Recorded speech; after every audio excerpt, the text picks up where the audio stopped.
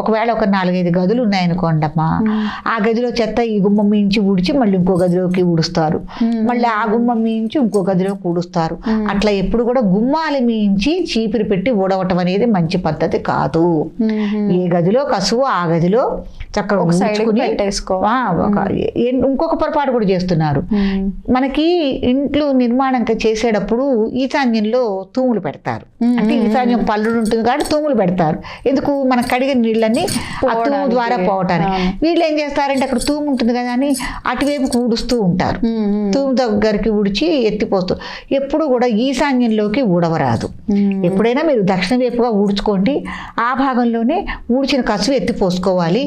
ఏ గదిలో కసువు ఆ గదిలో ఊడ్చుకుని కసువు ఎత్తిపోసుకోవాలి. కానీ గుమ్మాల మించి ఊడవటం అనేది చాలా తప్పు తప్పు తప్పు.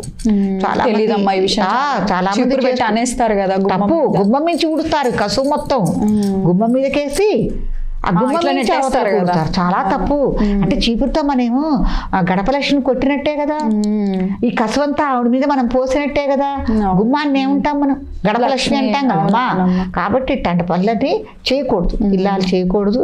చాలా జాగ్రత్తలతో ఉండాలి.